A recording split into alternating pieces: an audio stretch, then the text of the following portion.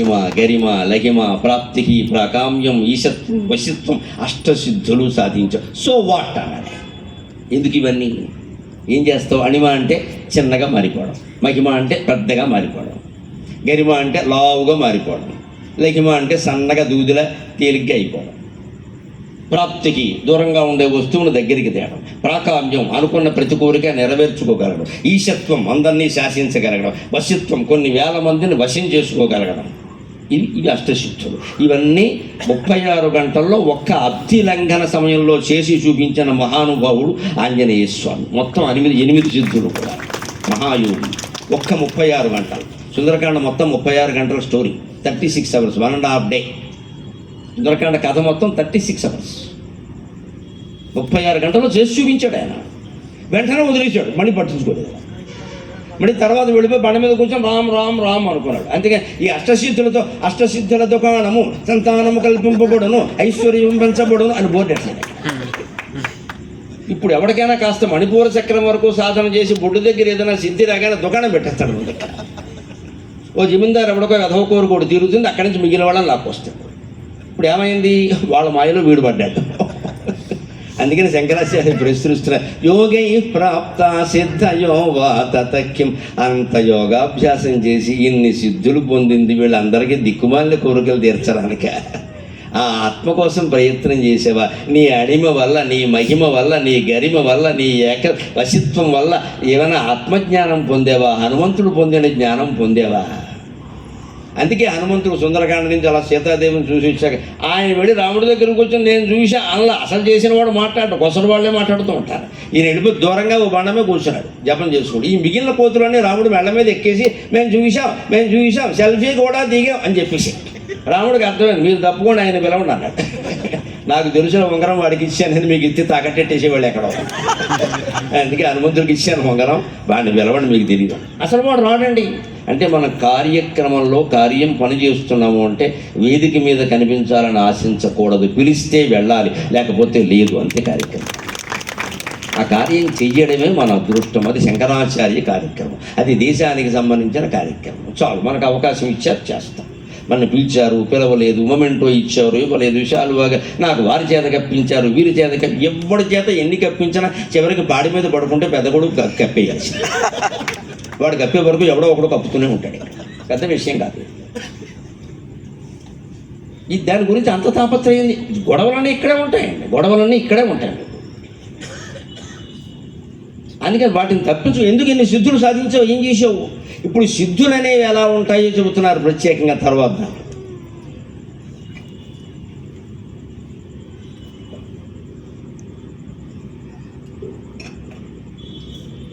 సిద్ధులు అంటే ఏమిటి? మనం చేయలేనివి వారు చేస్తారు. క్షేణ పీతో దుగ్ధవద్వాతకిం వన్నిర్జగ్ధో లాజవద్వాతకిం ప్రాప్తశ్చార పక్షివత్ఖేతకిం ఏన స్వాత్మానైవ సాక్షాత్కృతో భూత్ తతకిం క్షేణ పీతో దుగ్ధవద్వాతకిం. యోగి అయిన వాడు విషం ఇస్తే పాలలాగా తాగేస్తాడు హాయిగా. ఆయనది ఏమీ చెయ్యదు. మనకందరికీ విషప్రాయమైంది పాము విషం. అది గరుత్మంతుడు కాదు, చిన్న పిచ్చుకని కూడా చంపలేదు పాము. పక్షులన్నిటికీ మీరు గమనించండి, పావురాలకు ముఖ్యంగా కంఠం దగ్గర నల్లగా ఉంటుంది, ఆకుపచ్చగా ఉంటుంది. పావురాల కంఠం దగ్గర ఆకుపచ్చగా ఉంటుంది. ఇప్పుడు ఏసీ దగ్గర కిటికీల దగ్గరికి వచ్చి వాళ్తూ ఉంటాయి కదా, చూడండి. కంఠం దగ్గర ఆకుపచ్చగా ఉంటుంది. ఎందుకు ఉంటుందంటే దాని లోపల ఉండే ఒక ద్రవానికి ఆ రంగు రూపం, అది వర్ణ రూపమే ఆకుపచ్చదాన్ని. ఆ ద్రవం ఎందుకు పనిచేస్తుందంటే పాము దాన్ని కాటేస్తే అది చావు. అందుకే పక్షి పాము చంపుతుంది. పక్షులకు నాయకుడు గరుత్మంతుడు, ఆయన ముందే చంపుతాడు. పక్షులకు ఆహారం ఉండాలి. అందుకే గరుడ వాహన సేవ నాడు ఎక్కువ మంది జనం పెడతారు విపరీతంగా. ఎందుకంటే ఆకుపచ్చ మణి పెడతారు. మరకత మణి వెంకటేశ్వర స్వామి మెడలో వేస్తారు. అది చూడాలి, మనకి విషాన్ని కరిగిస్తుంది, ఆరోగ్యం బాగుంటుందని పెడతారు. విశ్వాసం అది. మరకత మణి అంటే గరుత్మంతుడు. పక్షులకు సహజంగా శక్తి ఎందుకు ఇచ్చాడు భగవంతుడు? భగవంతుడు ఉన్నాడు అనడానికి వేరే ఉదాహరణ ఎందుకంటే ఇలాంటివి చాలమ్మా. చిన్న ఉదాహరణ ఎందుకు ఇచ్చాడు? పక్షులు చెట్టు మీద ఉంటాయి, చెట్టు త్వరలో పాము ఉంటుంది. ఈ పక్షి గుడ్లు పెడుతుంది. పాము మధ్యాహ్నం పక్షి వేటకెళ్ళగానే పైకి వచ్చింది, మొత్తం గుడ్లు తినేస్తుంది.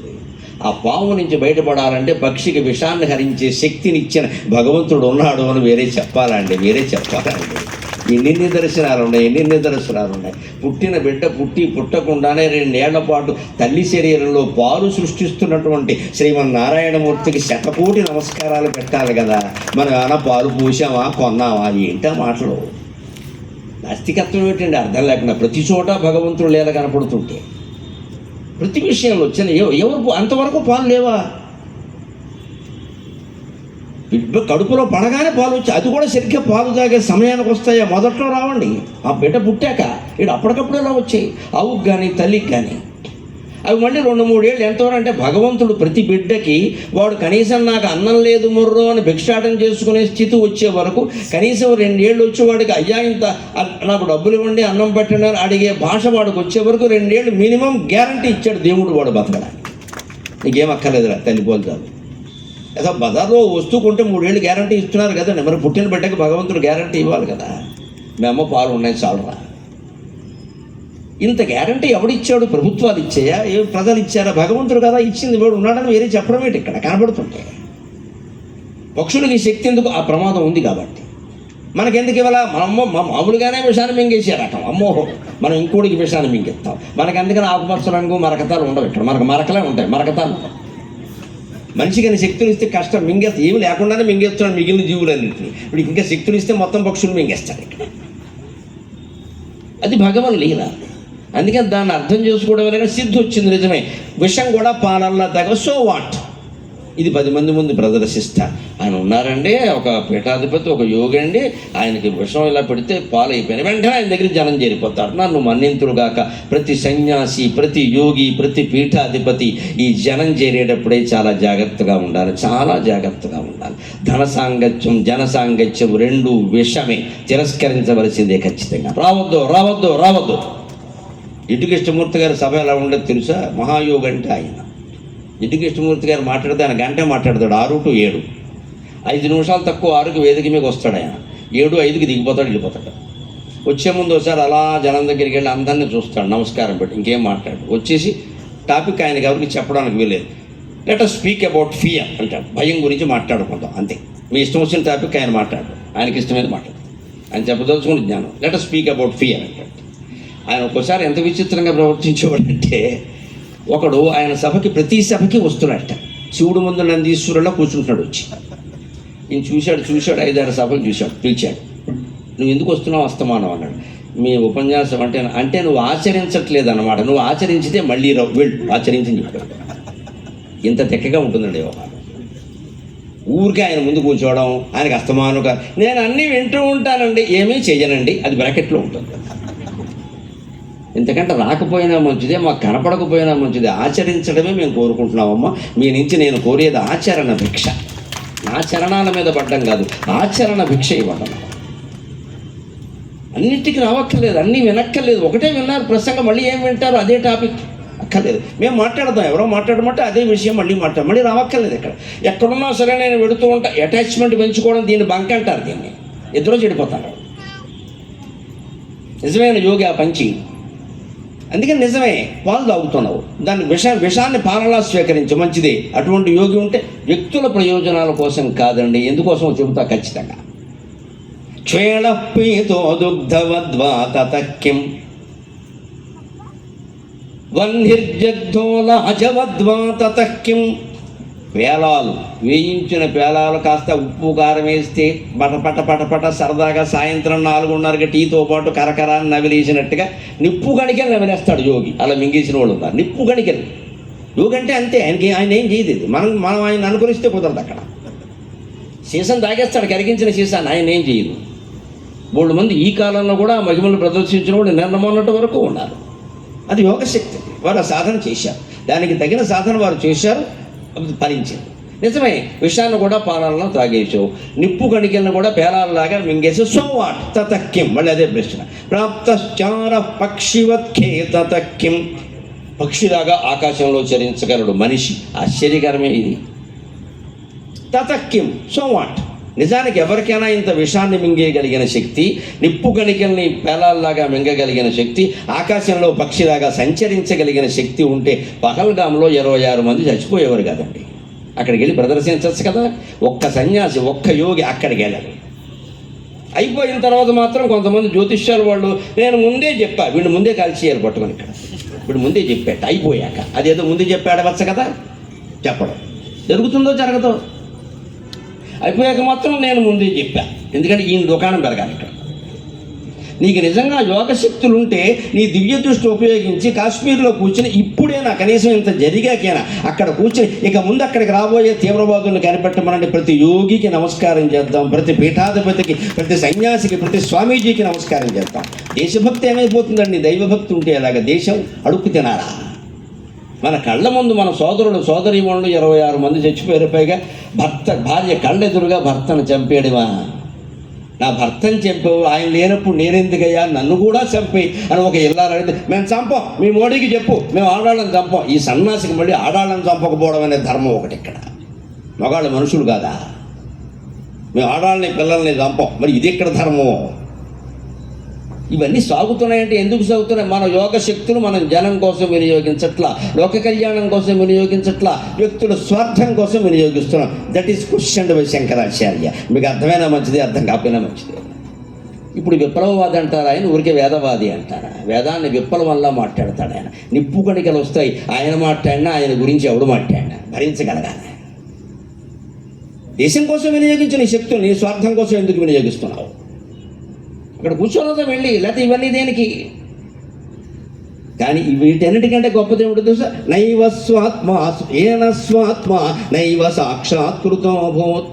నీ ఆత్మ సాక్షాత్కారం నీకు కాకపోతే, నువ్వెవరో నీకు తెలియకపోతే, ఆత్మనిష్ట నీకు లేకపోతే, ఈ విషాన్ని పాలలా తాగడం, నిప్పు గణికల్ని పేలాల్లా మింగడం, ఇవన్నీ దండగైన పనులు. పక్షిలా ఎగరడం, పావులా దూరడం, ఇవన్నీ దుకాణాలు పెట్టడానికి, డబ్బులు పెంచుకోవడానికి, జనాకర్షణకి, ధనాకర్షణకి ఉపయోగపడతాయి తప్ప నీకు మోక్షాన్ని ఇవ్వలేవు. ఈ దుకాణం కట్టి ఏం చెప్పాడు శంకరాచార్య ఖచ్చితంగా.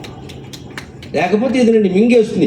వీటన్నిటికంటే కష్టమైనది చూస్తే పాలల్లా, విషాన్ని పాలల్లా తాగొచ్చు, నిప్పు కణికల్ని పేలాల్లా మింగేయచ్చు, పక్షిలా ఆకాశంలో ఎగరచ్చు. కానీ సాధ్యం కాని ఏమిటో తెలుసా? స్వప్పతి మృంగవచ్చు, స్వప్పతి చేరవచ్చు, స్వప్పతి చేరవచ్చు. నేను సాగర ఘోష కావ్యంలో ఏది అన్నిటికంటే కష్టమో రాశాను శంకరాచార్య ఇతివృత్తం రాస్తున్నాను. స్వప్పతి గెలవచ్చు, స్వప్పతి గెలవచ్చు, హిమశైలము మోపున మోయవచ్చు, యాదప్పతి మృంగవచ్చును, యాదప్పతి మృంగవచ్చును, సదాగతి వేగమునాపవచ్చు, తేజప్పతి తాకవచ్చు, సురచారణ మార్గము కొల్వవచ్చు. స్వప్పతి గెలవచ్చు, ఇంద్రుని సైతం యుద్ధంలో జయించవచ్చు. హిమశైలము మోపున మోయవచ్చు, హిమాలయ పర్వతాన్ని భుజాల మీద పెట్టుకుని మోయచ్చు. అది కూడా సాధ్యమే, పర్వాలేదు. కాస్త కష్టపడితే, మహాయోగ విద్య సాధిస్తే అవసరమైతే చేయొచ్చు. యాదప్పతి మృంగవచ్చును, యాదస్సు అంటే నీరు, అందుకని యాదప్పతి అంటే సముద్రాన్ని మొత్తం అగస్త్యుడు మింగినట్టు మింగేయచ్చు. సదాగతి వేగమునాపవచ్చు, సదాగతి అంటే వాయువు, వాయువును సైతం ఆపేయచ్చు ఇలాగా ఆ వేగాన్ని. తేజపతి తాకవచ్చును, కార్చిచ్చు ఉంటే దాన్ని ఇలా ముట్టుకుని ఆపొచ్చు. సురచారణ మార్గము కొల్వవచ్చు, ఆకాశాన్ని కూడా స్కేలు పెట్టి కొలిచేయచ్చు. ఇవన్నీ సాధ్యం అవుతాయి. ఏది సాధ్యం కాదంటే చేత పశు బంధనం మనగ తపసికిన్ కడు దుష్కరం బగున్. ఇది మీరు అభ్యాసం చేసి చూడండి. చేత పశు బంధనం, మనస్సు అనే పశువుని కట్టేయి 2 నిమిషాలు చూస్తాను నువ్వేం చేస్తావో. యోగానికి పర్యాయం అది, యోగానికి పర్యవసానం అది. ఈ యోగ సిద్ధులన్నీ, ఈ ప్రాణాయామాలన్నీ, ఈ హఠయోగాలు, రాజయోగాలు, ఈ సామూహిక ధ్యానాలు ఎందుకంటే మన మనస్సుని మనం కట్టగలిగామా, 2 నిమిషాలు ఆలోచించకుండా ఉండగలిగామండి. ఏ ఆలోచన వద్దు, మొత్తం నథింగ్ తీసేయాలి. ప్రయత్నం చేయండి. సాధ్యం కాదండి. 10 మందిలో ఉన్నప్పుడు మన చూపు జాగ్రత్తగా చూసుకోవాలి, నలుగురిలో ఉన్నప్పుడు మన మాట జాగ్రత్తగా చూసుకోవాలి. ఈ రెండింటికంటే కష్టమైనది ఒంటరిగా ఉన్నప్పుడు మన ఆలోచనని జాగ్రత్తగా చూసుకోవాలి. అది చాలా ముఖ్యం. ఎవ్వరు లేకపోయినా మన శత్రువుల్ని మనమే సృష్టించేసుకుని వాళ్ళతో మనం వాదిస్తున్నట్టు, వాడు ఓడిపోయినట్టు, మనం గెలిచినట్టు, వాడు పరాభింపడినట్టు మనం ఊహించుకుంటూ ఉంటాం. అంటే అహంకారం పెరుగుతుందా లేదా? దానికి మందు వేసావా? నువ్వు బయట ఏదో చెప్తే అలాగా. ఒంటరిగా ఉన్నప్పుడు అందరం ఎన్ని ఆలోచిస్తున్నామో చూడండి. ఎవడంటే మనస్సు నాపినవాడు. అందుకని సాగర ఘోష కావ్యంలో రాశా, ఇంద్రుణ్ణి గెలవచ్చు, వాయువుని ఆపేయచ్చు, సముద్రాన్ని మింగేయచ్చు, అగ్నిని కూడా ముట్టుకోవచ్చు, కాలకుండా చేయొచ్చు, అన్నీ చేయొచ్చు. మనస్సును అరికట్టడం మాత్రం తపస్సు చేసిన వాడు కూడా చాలా కష్టమయ్యా. 10 సంవత్సరాలు తపస్సు చేశాడమ్మా మా కులదైవం, మా గోత్రం కౌశిక గోత్రం విశ్వామిత్రుడు. 10 సంవత్సరాలు తపస్సు చేశాడు. మేనకు వచ్చింది, తలుపేశాడు, 10 ఏళ్ళు తీయలేదు. మళ్ళీ ఏమనుకున్నాడు? మనలాగే తన దోషం అనుకోవాలా, దక్షిణ దిక్కును మొదలెట్టాను. ఇదే దిక్కుమాలిన బుద్ధి అంటే. మన బుద్ధి మనం కారణం కాదు, దక్షిణ దిక్కు కారణం అంట. మళ్ళీ ఇంకో దిక్కుకి వెళ్ళాడు, త్రిశంకుడు వచ్చాడు, మళ్ళీ పోయింది తపస్సు. ఇంకో దిక్కుకి వెళ్ళాడు, సునశ్శేపుడు వచ్చాడు, మళ్ళీ పోయింది తపస్సు. ఇక కుదరదు అని చెప్పి ఆయన చివరికి వెళ్ళి ఎక్కడో ఎవ్వరికీ అందకుండా తపస్సు చేశాడు. అప్పుడు బ్రహ్మర్షి అనిపించుకున్నాడు. ప్రయత్నం చెయ్యాలి, ప్రయత్నం చేయాలి, సాధ్యమే అది. ఆ మనస్సును అరికట్టినప్పుడు ఇవన్నీ నువ్వు సాధించే ఉపయోగం ఏం లేదయ్యా.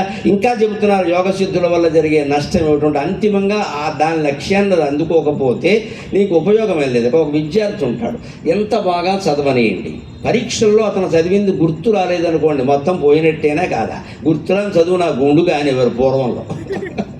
గుర్తురాని చదివి నా గుండుగా ఎందుకంటే పని లేక 10వ తరగతి అంతా చదివాడు. పరీక్షల్లో గుర్తు రాకపోతే ఉపయోగం లేదు. అక్కడ రాస్తేనే మార్కులు వేస్తారు, కానీ బయటకు వచ్చి నేనంత పండితుడు అంటే ఎవరు మార్కులు ఇవ్వరు. తెలంగాణలో ఒక మహాకవి ఉండేవాడు, పేరు వద్దు, విషయం చెప్పుకుందాం. ఆయన ఎంఏ పాస్ అవ్వడానికి 10 ఏళ్ళు పట్టింది. ఆయన మహాకవి, బోల్డు కావ్యాలు రాశాడు. కానీ ఆయనకి పరీక్ష ఎంఏ పేపర్ ఇచ్చినప్పుడల్లా ఆయన ఏం చేసేవాడంటే అందులో పోతన గారి గురించి ప్రశ్న ఉండేది, పోతన భాగవతం గురించి. దాన్నే మొత్తం రాసేసేవాడు 20 పేజీలు. టైం అయిపోయిందని లాగేసేవాడు.